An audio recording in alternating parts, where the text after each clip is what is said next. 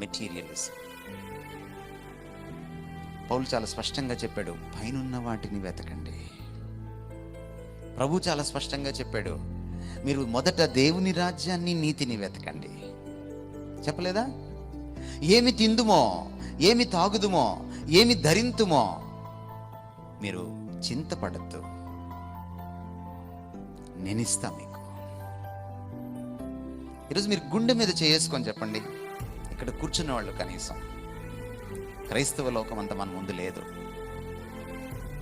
గుండె మీద చేసుకొని, నాకు ఈ లోక సంబంధమైన నా ఉద్యోగము, ఏం బట్టలు వేసుకోవాలి, ఇల్లు కట్టుకోవాలి, మా అమ్మాయికి పెళ్లి చేయాలి, వగేరా వగేరా వగేరా, వీటి మీద ఉన్నంత చింత, శ్రద్ధ నా ప్రభువు మీద ఉంది నాకు.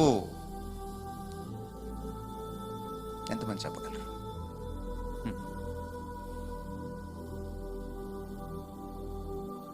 ఈరోజు క్రైస్తవం ఎలా తయారైందంటే, బోధకులు కూడా అలాగే తయారయ్యారు.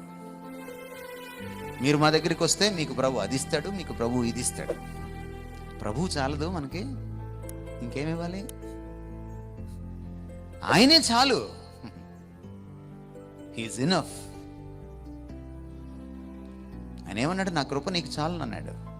బతికేస్తామంతే, బతికేస్తామంతే. ఎందుకు కంగారు? చర్చికి వచ్చిన తర్వాత కూడా, ప్రభు దగ్గరికి వచ్చిన తర్వాత కూడా ఈ మెటీరియల్ ఆశలు, ఈ భౌతిక పరమైనటువంటి ఆశలు, కోరికలే మనకు ప్రార్థనలుగా మారుతున్నాయి. కాదంటారా? కాదంటారండి? మన ప్రార్థనలు ఒకసారి రికార్డ్ చేసి చూడండి. మన ప్రార్థనలో ఎంత భౌతికమైన విషయాలు ఉంటాయి, ఎన్ని ఆధ్యాత్మికమైన విషయాలు ఉంటాయి. మీరు పరలోక ప్రార్థన చెప్తారు చాలామంది. ఒకసారి పరలోక ప్రార్థనని స్టడీ చేయండి. అందులో భౌతికమైన విషయాలు ఎన్ని? ఒక్కటే, నేడు మాకు మా అనుదిన ఆహారము ఒక్కటే, మిగిలిందంతా నీ నామం పరిశుద్ధపరచబడును గాక, నీ రాజ్యము వచ్చును గాక, నీ చిత్తము నెరవేరును గాక. ఫోకస్ అంతా ఆయన మీద. ప్రార్థనలో మన ఫోకస్, నా బిడ్డకు పెళ్ళవును గాక, మా ఆయనకు ఉద్యోగం వచ్చును గాక, ఏమండి నేను అమెరికా వెళ్తును గాక. Is it not materialism? ఇది క్రైస్తవం ఎలా అవుతుందండి? అవ్వదు. లోకస్తుడికి నాకు తేడా లేనే లేదు. లోకస్తుడి అచ్చం ఇలాగే ఆలోచిస్తారు. ఈయనేమంటున్నాడు అంటే, మాకొద్దా? మేమేం పేదరికంలో ఉండాలా? వాళ్ళల్లో అనిల్ అంబానీలు ఉండాలా? మాలో ఉండద్దా? మాలో కూడా ఒక జోసెఫ్ అంబానీ ఉండద్దా అని మీరు అనొచ్చు. ఆయన అంటున్నాడు దానికి ఆన్సర్, మీరు నన్ను వెతకండి, నా నీతిని, నా రాజ్యాన్ని వెతకండి, మీ సంగతి నేను చూసుకుంటాను. కీర్తనల గ్రంథంలో ఉంది, తన బిడ్డలు వర్ధిల్లడం ఆయనకి ఇష్టం. ఆయన మిమ్మల్ని వర్ధిల్లింప చేస్తాడు. ఇందాక బ్రదర్ ప్రార్థన చేశారు, పాల్ ప్రసాద్ గారు. ఫలానికి, వర్ధిల్లడానికి, ఇవ్వడానికి ఆయనే మూలం, ఆయనే కారణభూతుడు. నీకెందుకు ఆ బాధ?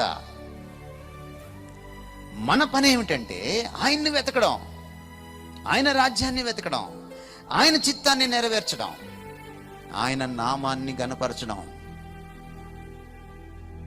నీ నామం పరిశుద్ధపరచబడును కాకంటే పరిశుద్ధం అయిపోతుందా? నీకు తెలుసా నీ నామం పరిశుద్ధపరచబడును కాకంటే? నామం అంటే ఆయన వ్యక్తిత్వం. ఆయనకి సర్వలోకంలో ఘనత, మహిమ, ప్రభావము ఆయనకి చెల్లాలి అని, ఆయన్ను ప్రత్యేకంగా చూడాలని. పరిశుద్ధత అంటే ప్రత్యేకత. అందరికీ మించి, అన్నింటికీ మించి ఆయన్ను ప్రత్యేకంగా పూజించాలని ఆశ. అది మొదటి లైన్లోనే ఉంది. మన ప్రార్థనలు కూడా మెటీరియలిస్టిక్గా అయిపోతాయి. ఈరోజు మనం ఈ భౌతిక తత్వంతో సతమతమైపోతున్నాం. చెప్తున్నారు చాలా స్పష్టంగా ప్రభు, ఇవన్నీ ఒక రోజున మహావేంద్రంతో కరిగిపోతాయి. ఇవన్నీ ఒక రోజున ఉండవు. ప్రభువుని పట్టుకున్నారా మీరు, నిరంతరము నిలుస్తారు. ప్రభు మాట విన్నారా, మీరు నిరంతరము నిలుస్తారు.